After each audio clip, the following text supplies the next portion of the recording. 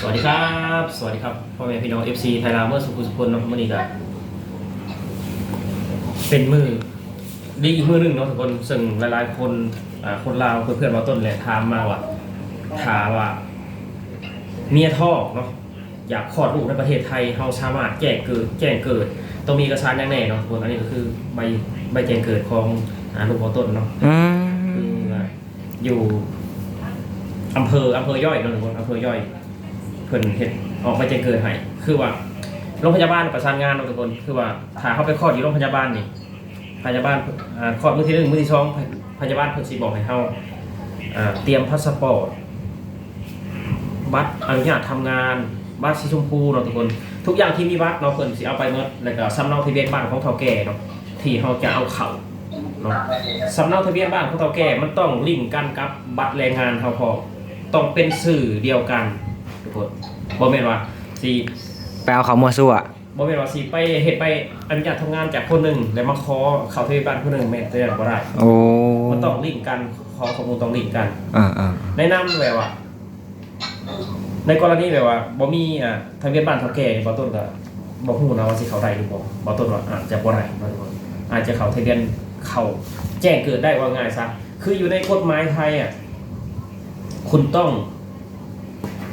เอาเข้าทะเบียนบ้านหรือว่าแจ้งเกิดภายใน15วันเนาะภายใน15วันถ้าว่าเกินไปกว่านั้นอาจมีโทษดูถึงปรับนะทุกคนเนาะคือว่าเจ้าหน้าที่บอกว่าต้นไว้ถึงสั้นเนาะแล้วก็เป็นสื่อเนาะทุกคนเป็นสื่อเกิดวันที่เท่านั้นเวลาเท่านั้นโมงเท่านี้โมงคือว่าใบแจ้งเกิดเพื่อสิบอกรายละเอียดทุกคนเนาะเป็นครั้งแรกของบอต้นเลยทุกคนบอต้นก็ดีใจนะได้ไปแจ้งเกิดทุกคนถือว่าเป็นคนต่างด้าวก็ดีใจทุกคนเพราะว่าเจ้าหน้าที่ไทยเพิ่นต้อนรับอย่างดีเลยแหละเนาะเพิ่นต้อนรับอย่างดีก็สิมีชื่อพ่อชื่อแม่เนาะทุกคนก็มีลายเซ็นพ่อคือลายเซ็นบอต้นเองเนาะเกิดเวลา 15:18 นาทีเพิ่นบอกวันพฤหัสเนาะทุกคนเป็นหลายๆอย่างเพิ่นบอกอยู่นี่เนาะสัญชาติลาวเลขบัตรประจำตัวประชาชนเนาะทุกคนเนาะนี่อันนี้ก็คือว่าเลขบัตรประจำตัวประชาชนคือของคนต่างด้าวนี่เลขบัตรประจำตัวต้องขึ้นเลข0นำหน้าเด้อทุกคนเด้อเลข0นำหน้าของไทยต้องเลข1บ่เลข1มาแล้วของไทยเนี่ยเบิ่งดูเลขบัตรประชาชนน่ะเบิ่งดูแต่ว่าบ้านเฮานี่ต้อง0ได้แม่นบ่ของคนไทยต้องเลข1นำหน้าอันนี้คือบ่ว่าแต่บัตรประจำตัวประชาชนของบ่ต้นเองนี่เนาะทุกคนนี่เลขบัตรประจำตัวประชาชนต้องขึ้นเลข0ต้องขึ้นเลข0เนาะนี่คือใบแจ้งเกิดทุกคนบ่ต้นไปเฮ็ดแล้วก็ดีใจเลยทุกคนเพิ่นก็ใช้เวลาบ่โดนเนาะเพิ่นก็ให้ความแบบว่าสำคัญนะทุกคนเพิ่นบ่ได้ดีบ่ได้ปล่อยปละละเลยเนาะบ่ได้ปล่อยปละละเลยเกิดมาก็ต้องแบบว่าให้มีที่อยู่ให้นั่นนี่เนาะบ่ลังกะพังเป็นความหูเด้อพี่น้องชื่อพ่อเนาะชื่อบิดามารดาเด็กหญิงอีหยังเนาะถ้าว่าเฮาเขียนบ่เป็นเนาะทุกคนลูกสาวเนาะถ้าอยากชื่อคือลูกสาวว่าต้นนี่เนาะน้องโบนิตาเนาะโบนิตาก็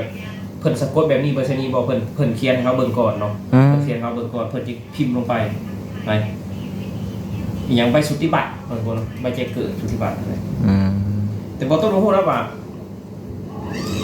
ถ้าบ่มีสำเนาทะเบียนบ้านของเฒ่าแก่มีสิแจ้งเกิดได้บ่เนาะอันนี้ก็ย่านบ่ได้แหละทุกคนย่านบ่ได้ย่านบ่ได้มันสิไปเอาของคนอื่นมามันก็เฮ็ดบ่ได้บ่ล่ะนี่คือความทันสมัยทุกคนความทันสมัยของประเทศไทยเนาะถ้าว่าอยากฮู้ยังข้อมูลนะเฮาแค่สแกนความทันสมัยมีสแกน QR code อีกบ่นี่แน่นอนระบบของประเทศไทยมันจะเป็นนี่เนาะอยากฮู้นี่คือเข้าไปเบิ่งในหันได้หมดเลยก็สิมีแบบว่าสื่อของผู้แจ้งเกิดให้เฮาเนาะนายทะเบียนผู้รับแจ้งเกิดเนาะมีสื่อเพิ่นอยู่นี่แล้วก็ลายเซ็นเพิ่นอยู่นี่ต้องมีลายเซ็นเพิ่นพร้อมนี่ก็ลายเซ็นเบื้องต้นแล้วก็ลายเซ็นเจ้าที่ผู้ที่ออกใบนี่ให้เฮาเพิ่นต้องแบบตรวจสอบเป็นอย่างดีทุกคนตรวจสอบเป็นอย่างดีค คือว่าบอต้นกับอายุ40 กว่าปีเลยทุกคน อืม กำลังเห็นใบแจ้งเกิดกำลังได้ไปเห็นใบแจ้งเกิด เจ้าเดซันบ่มีบ่สันจักได้เจ้าเกิดนะ มีบ่ยังบ่ฮู้วันที่ของเจ้าของเกิดน่ะ สมัยตะกี้คือพ่อแม่เกิดที่ทงไทยทงหน้าไผสิจดจำเก็บข้อมูลในเฮาแบบนั้น เกิดวันนั้นวันนี้ คือพ่อแม่แบบพ่อแม่เฮาก็คือว่ายังล่าลังอยู่ไงซะตั้งแต่ก่อนยังล่าลังอยู่คือบ่ได้สนใจแบบว่าลูกสิเกิดชั่วโมงใดเกิดวันที่เท่าใดจัง อื ซี่ มแต่ว่าเดี๋ยวนี้เนี่ยมันแบบว่าเขาระบุเวลาไว้เลยเด้ เดี๋ยวนี้ก็ นี่ ว่า ครับ บ่ฮู้ว่าเพิ่นเฮ็ดแบบนี้แบบ มีบ่แบบนี้บ้านเฮาน่ะมีบ่แบบไอ้แจ้งก่อนแจ้งเกิดจักแล้วบ่ค่อยได้เห็น ในเมืองอาจสิมีนะ ในเมืองอาจสิมี ตามบ้านนอกตามสุขศาลาตามหมู่บ้านนี่คือว่าอยากได้ใบแจ้งเกิดก็ต้องไปคอยอยู่โรงพยาบาลว่าเกิดวันใด ต้องไปขอใหม่เว้าใหม่ คือมีประวัติอยู่หั่นเนาะ อ๋อ ทางแพทย์เพิ่นสิระบุวันเกิดมันหยังขนาด แต่ว่าเพิ่นบ่ได้เอาให้ แม่ โอ้ คือบ่มีแบบนี้คือบ่ได้มีไปเฮ็ดแบบนี้อ่ะ โอ้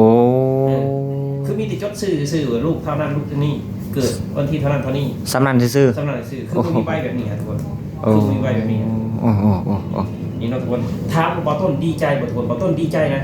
บ่ต้นดีใจถึงว่าเลข13หลักขึ้นต้นด้วยเลข0บ่ต้นก็ดีใจเนาะเพราะว่า เป็นครั้งแรกที่บ่ต้นได้ไปเห็นทุกคนเป็นครั้งแรกที่บ่ต้นไปพบกับเจ้าหน้าที่ทะเบียนกาทุกคนเนาะดีใจ แล้วก็ขอบคุณเนาะที่แพทย์พยาบาลเพิ่นที่เพิ่นแนะนำและประกอบเอกสารให้บ่ต้น อืมเพิ่นเว้าแบบว่านํเฮาแบบว่าเพิ่นบ่ได้แบบว่าวันตีว่าเฮาเป็นต่างดาวจังซั่นจังซี่เพิ่นบ่ได้เว้าบ่ คุณพ่อ โอ้ คุณพ่อต้องเตรียมนี่นะเอาของคุณแม่มาด้วยของคุณพ่อมาด้วย โอ้ เอาบัตรสีชมพูหรือว่าบัตรใบอนุญาตทำงานแล้วก็พาสปอร์ต คันนี้ มาหาพยาบาลตรงนี้นะแล้วพยาบาลจะกรอกแนะนำให้แล้วก็ไปอำเภอ โอ้ อืม โหพี่น้องเอ้ย บ่ได้เสียเงินจากบาทบ่ล่ะบ่ได้เสียเงิน ใบแจ้งเกิดนี่นะ บ่ได้เสียเงินจากบาท ป้าว่าวันใดก็ได้ คือเสียแต่นี่แหละบ่ต้นซื้อ20 ฮันดิ นี่กระดาษ ซองใส่นี่ ซองใส่ ซองใส่พอกันเปื้อนนี่ มันก็ดีครับอ่ะมันโอเคอ่ะ โอ้ คือ20 บาทต้นซื้อ ซ้ำนั่นซื่อ เออ ๆพวกเอกสารเพิ่นแล่นให้เบิด รีบโล่งอ่ะ เพิ่นดูแลแบบว่า หลัง คั จาก กอันนี้ เฮาเนาะหลังจากเฮาคลอดเฮาโรงพยาบาลพูดว่า อืม เขาผ่าตอนแรกนี่ อืม เขานอนโรงพยาบาล1 คืนมื้อเช้าเพิ่นสิไปหาเราเลย อืม พ่อแม่เตรียมเอกสารนะเดี๋ยวจะทำเรื่องแจ้งเกิดให้ อืม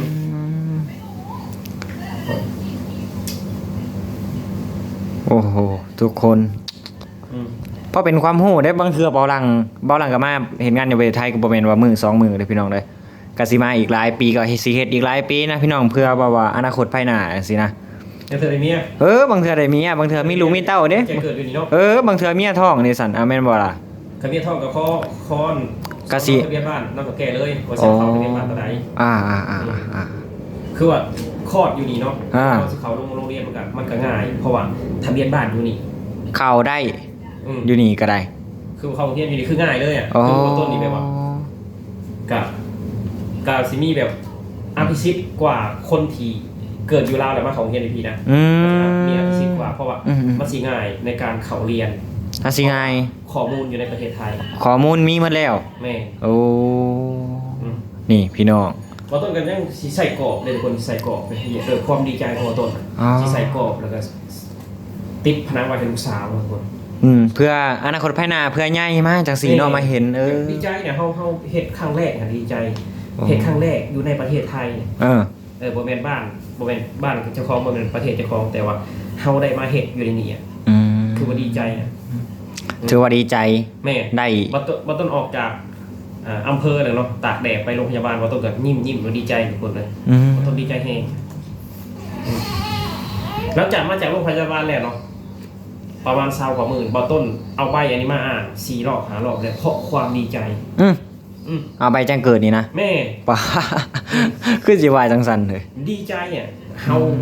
ได้เห็นใบแจ้งเกิดให้ลูกเขาอะ คันคืออยู่บ้านเฮาจะสิแถวบ้านบ่ต้นเมื่อเดี๋ยวมันว่าคลอดสมมุติว่าคลอดอยู่บ้านเฮาเลยนะมีมาสิบอกว่าสมมุติว่าสิมีบ่ใบแจ้งเกิดแบบนี้มีบ่สิมีบ่ แค่อยู่บ้านเราต้นนะ อืม บ้าน คู่มือนี่ คือ คู่มือนี่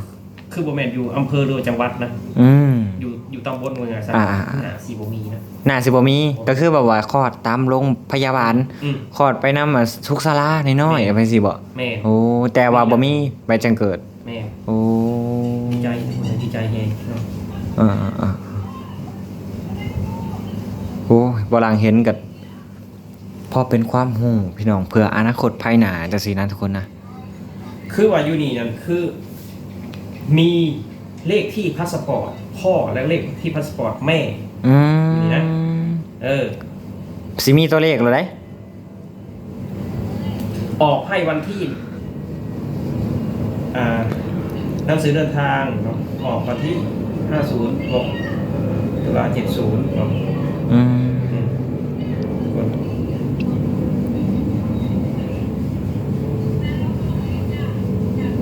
คือละเอียดนะทุกคนละเอียดนะอย่างนี้นะละเอียดนะ โยตัวหนังสือเบิ่งในผลเต็มอยู่นะหั่น ละเอียด อยากฮู้อิหยังก็คือแบบว่าอ่านเบิ่งในหันเบิ่งมีหมดน่ะ ก็ต้องมีที่ทำงานของเขาพร้อม อืม ที่ทำงาน เกิดที่โรงพยาบาลไหน มีซื้อโรงพยาบาลอีก แม่น โอ้โหทุกคนเลย นี่คือโรงพยาบาลอีก โอ้ เอ๊ะ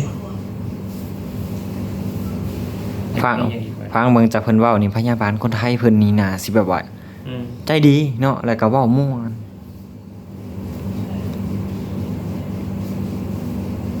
บ่แม่นคือน้ำบ้านเฮาได้บางเทื่อ